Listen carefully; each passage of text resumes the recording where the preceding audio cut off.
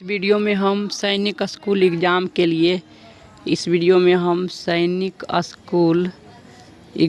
के लिए एडजेक्टिव का क्वेश्चन डिस्कस कर रहे हैं। बेसिक क्वेश्चन है, हम हार्ड क्वेश्चन नहीं बता रहे हैं। बेसिक क्वेश्चन एसएससी का क्वेश्चन बाद में डालेंगे। अभी सिर्फ सैनिक स्कूल एंट्रेंस एग्ज़ाम के गाइड के वाला बुक से मैं करवा रहा हूँ। ठीक है, तो हम देखते हैं कि क्या क्या भर आएगा।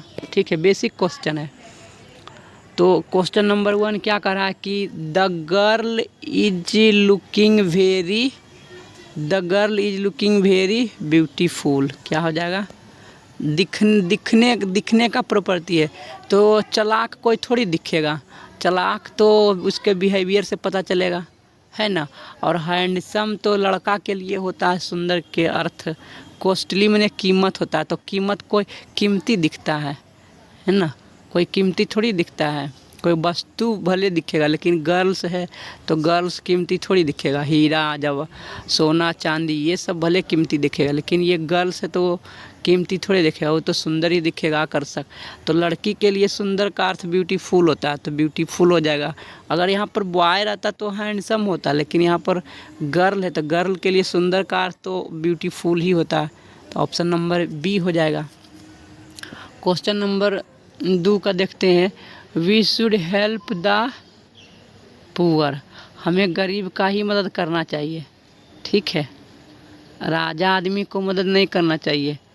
किसको मदद करना चाहिए? गरीब आदमी को मदद करना चाहिए। ठीक है, हेल्प द पुअर। तो ऑप्शन नंबर 1 हो जाएगा पुअर। राजा आदमी को मदद के लिए कौन सलाह देगा? गरीब आदमी को ही तो देगा ना सलाह। ऐसे कर सकते हैं, लेकिन ज़्यादा सुटेबल ए नंबर होगा ऑप्शन। ठीक है, अब हम क्वेश्चन नंबर 3 देखते हैं। क्वेश्चन नंबर 3 में क्या करा? There were many. WERE को वर पढ़ते हैं, WERE को वर पढ़ते हैं, लेकिन आदत सी बन गई है इसलिए हम वेयर बोलते हैं। ठीक है, यह WERE को वर पढ़ा जाता है, WERE को वर पढ़ा जाता है। ठीक है, there were many flowers in the vase मतलब गुलदस्ता का बर्तन है ना, जिसमें गमला, वास मतलब गमला। ठीक है, VASE वास मतलब गमला। गमला में बहुत सारे रंगीन फूल हैं। ठीक है, तो क्या होगा? कलरफुल होगा। फूल तो रंगीन ही होता है, तो कलरफुल होगा। ऑप्शन नंबर सी ज़्यादा सूटेबल होगा। ऐसे तो ख़राब फूल हो सकता है, पुराना फूल हो सकता है, लेकिन मेन सूटेबल रूप से कलरफुल होगा। ठीक है, कलरफुल मतलब रंगीन फूल हैं। ठीक है, ऑप्शन नंबर सी हो जाएगा। अब क्वेश्चन नंबर हम 4 देखते हैं। क्वेश्चन नंबर 4 क्या कह रहा है? क्वेश्चन नंबर 4 क्या कह रहा है? Your sister is. देखो यहाँ पर क्लेवर जो है पॉजिटिव सेंस वाला वर्ड है, और एंड हमेशा दोनों तरफ पॉजिटिव सेंस वाले वर्ड को ही जोड़ता है, तो इधर भी पॉजिटिव सेंस वाला वर्ड होना चाहिए। डल तो निगेटिव सेंस वाला वर्ड है, वीक भी निगेटिव सेंस वाला वर्ड है, तो ये दोनों तो नहीं होगा। पुअर भी निगेटिव वर्ड है, तो इंटेलिजेंट हो जाएगा। ठीक है, your sister is intelligent and clever. Option number D होगा।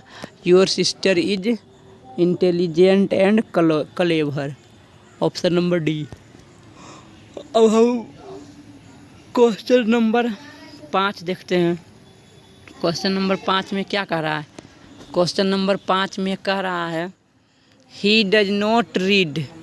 ही डज नॉट, देखो यहाँ पर नोट लगा हुआ मतलब निगेटिव सेंटेंस है, और निगेटिव सेंटेंस में एनी का प्रयोग होता है। ठीक है, एनी का प्रयोग होता है। सम का प्रयोग तो पॉजिटिव सेंटेंस में होता है, तो ये नहीं होगा। मेनी का प्रयोग भी शायद, मतलब मेनी का प्रयोग भी पॉजिटिव सेंटेंस में होगा। ठीक है, प्रयोग होता है, और काउंटेबल चीज़ के लिए होता है। मेनी का प्रयोग काउंटेबल चीज़ के लिए होता है, लेकिन निगेटिव सेंटेंस है तो मेनी भी नहीं होगा। मच तो होता है अनकाउंटेबल नाउन के लिए, लेकिन बुक है काउंटेबल नाउन, तो ये भी नहीं होगा। ठीक है, बुक है काउंटेबल नाउन, तो मच तो नहीं होगा, क्योंकि मच अनकाउंटेबल नाउन के लिए प्रयोग होता है। मच जो है अनकाउंटेबल नाउन के लिए प्रयोग होता है। तो ये भी नहीं होगा। अब मेनी तो हो नहीं सकता, क्योंकि मेनी जब होगा तो इसके ये जो नाउन है यहाँ पर बुक्स रहना चाहिए, तो मेनी भी नहीं होगा। अगर हम मेनी लिखते हैं तो यहाँ पर बुक्स रहना चाहिए, बुक्स तो है ही नहीं। और इसी भी बात है कि दोनों ये सभी पॉजिटिव सेंटेंस में रहना चाहिए, लेकिन यहाँ निगेटिव सेंटेंस है तो ये भी नहीं होगा, ठीक है। और सम तो पॉजिटिव सेंटेंस में होता तो ये भी नहीं होगा, तो ऑप्शन नंबर बी ही होगा। एनी का प्रयोग निगेटिव सेंटेंस में होता है और इंट्रोगेटिव सेंटेंस में होता है। एनी का प्रयोग निगेटिव सेंटेंस में होता है और इंट्रोगेटिव सेंटेंस में होता है। तो यहाँ पर एनी भर आएगा, 5 नंबर में बी एनी भर आएगा, ठीक है। अब क्वेश्चन नंबर हम 6 देखते हैं। क्वेश्चन नंबर 6 क्या करा, देयर इज खाली जगह वाटर इन द ग्लास, ठीक है। देखो वाटर यहाँ पर अनकाउंटेबल नाउन है, क्योंकि इसको गिनती नहीं करेंगे। और अनकाउंटेबल नाउन के पहले हम जानते हैं कि मेनी नहीं लगेगा, मेनी तो काउंटेबल नाउन के पहले लगता है।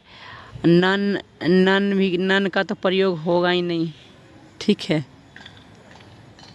नन का प्रयोग तो होगा नहीं।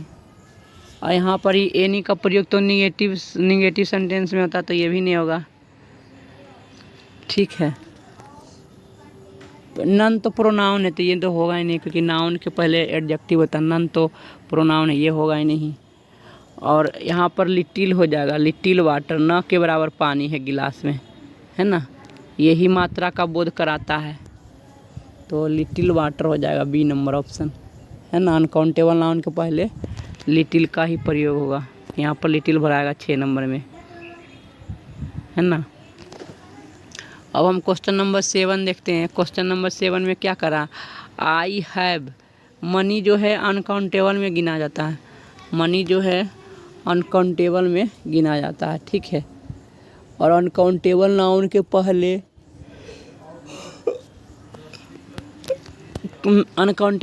पहले क्या लगेगा वो हम बताते हैं, ठीक है। मेनी जो लगता है काउंटेबल नाउन के लिए पहले लगता है, तो ये तो नहीं होगा। एनी भी जो होगा वो निगेटिव सेंटेंस में होगा, तो ये भी नहीं होगा, क्योंकि निगेटिव सेंटेंस है ही नहीं। और एनी का प्रयोग निगेटिव सेंटेंस में होता तो होगा नहीं। अ फ्यू भी काउंटेबल नाउन के पहले लगता है, तो यहाँ पर मनी तो अनकाउंटेबल नाउन में माना जाता, तो अनकाउंटेबल नाउन है तो ये लगेगा ही नहीं। अ फ्यू भी नहीं लगेगा, क्योंकि ये ए फ्यू जो है वो काउंटेबल नाउन में लगता है, तो ये भी नहीं होगा। तो ऑप्शन नंबर डी ही होगा, डी, है ना।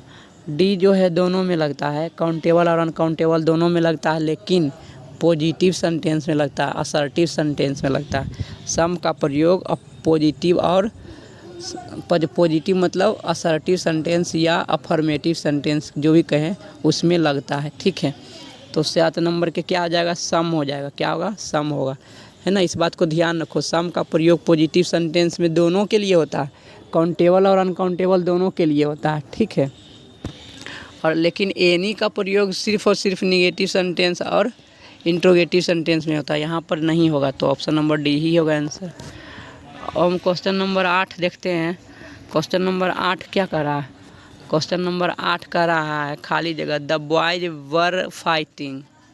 देखो यहाँ पर बॉयज जो है वो काउंटेबल नाउन से है, काउंटेबल नाउन है तो काउंटेबल नाउन के साथ तो अ फ्यू भी लगता है।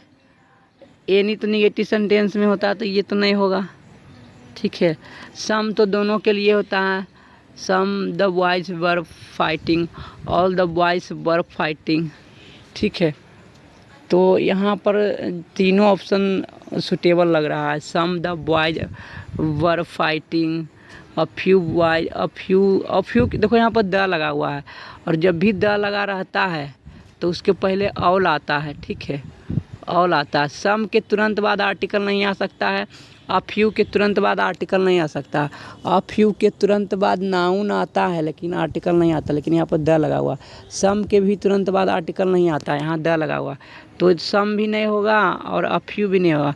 ऑल के बाद आर्टिकल आ सकता है, ठीक है, तो ऑप्शन नंबर सी होगा, all the boys were fighting, सभी बच्चे लड़ रहे थे, all the boys were fighting. इस बात को ध्यान रखो, ऑल के बाद द का प्रयोग होता है, ठीक है, लेकिन बाकी किसी के बाद आर्टिकल नहीं लगेगा, जैसे सम के बाद आर्टिकल नहीं लगेगा, अ फ्यू के बाद आर्टिकल नहीं लगता है, इस बात को ध्यान रखो, ठीक है, तो ऑप्शन नंबर सी होगा। अब हम क्वेश्चन नंबर 9 देखते हैं। क्वेश्चन नंबर 9 क्या कह रहा है, वी मस्ट प्रिपेयर फॉर,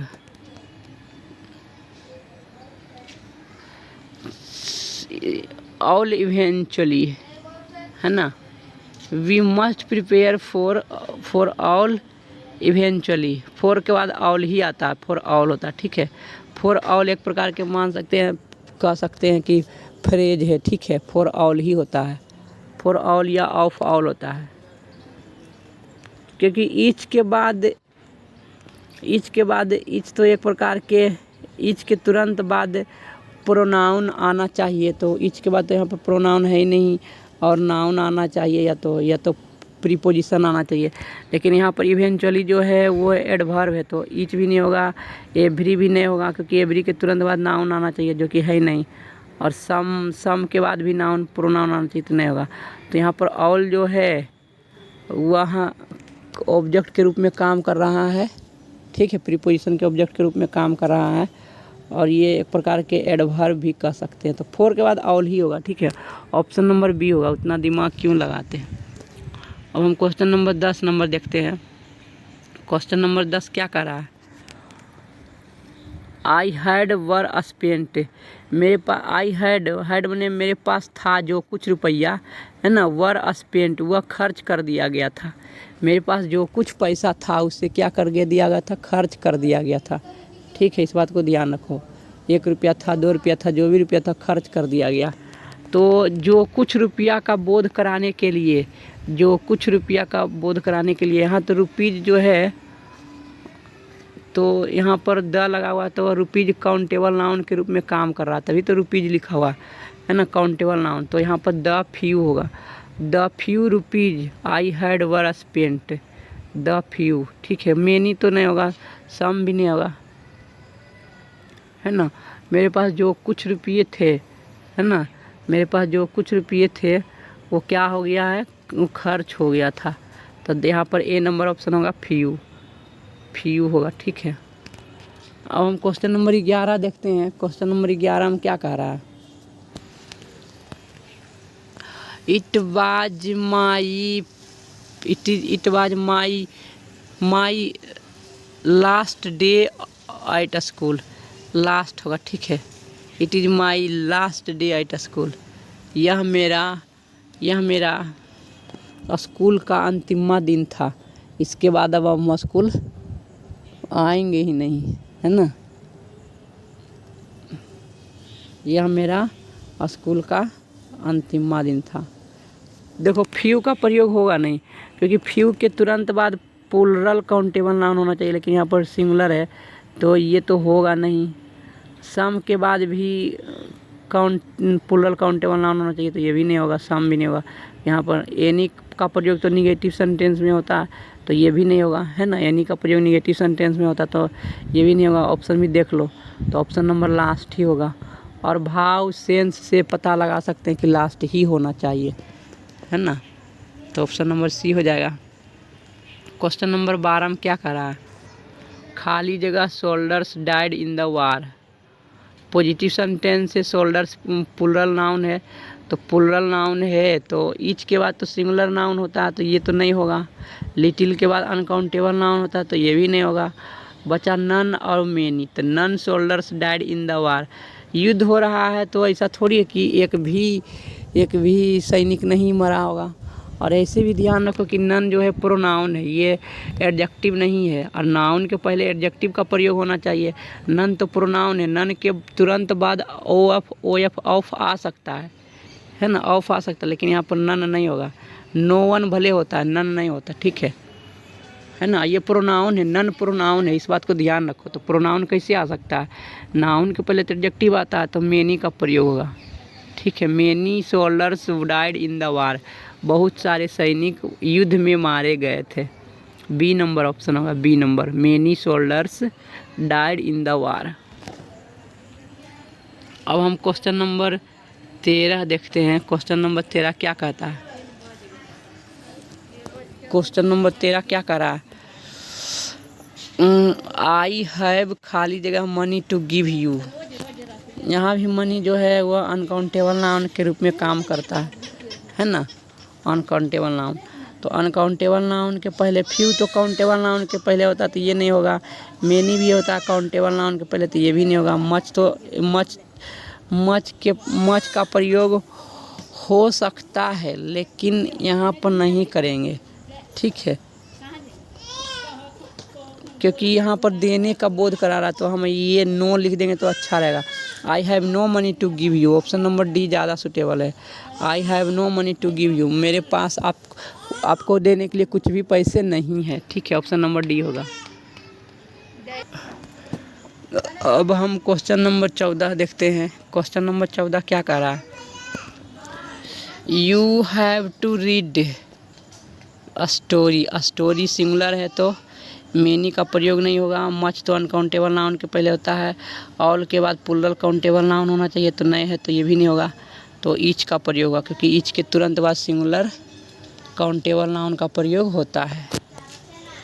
तो सी नंबर ऑप्शन हो जाएगा। You have to read each story, आपको हर कहानी पढ़ना है, ज़रूरी है, बाध्यता बता रहा है। तो ऑप्शन नंबर सी होगा, आपको हर कहानी पढ़ना है, तो सी होगा। अब हम क्वेश्चन नंबर 15 देखते हैं क्या कहता है। 15 नंबर क्वेश्चन क्या कह रहा है? He is a man of many words.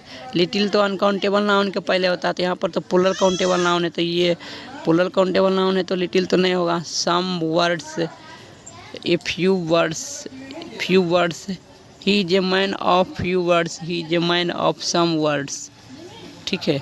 He is a man of many words, तो मेनी भी हो सकता है, फ्यू भी हो सकता है, सम भी हो सकता है, तीनों हो सकता है, ठीक है। He is a man of many words, तो यहाँ पर हम मेनी वर्ड्स का ही नाम देंगे और ज़्यादा सूटेबल रहेगा, बेहतर। तीनों हो सकता है, ठीक है।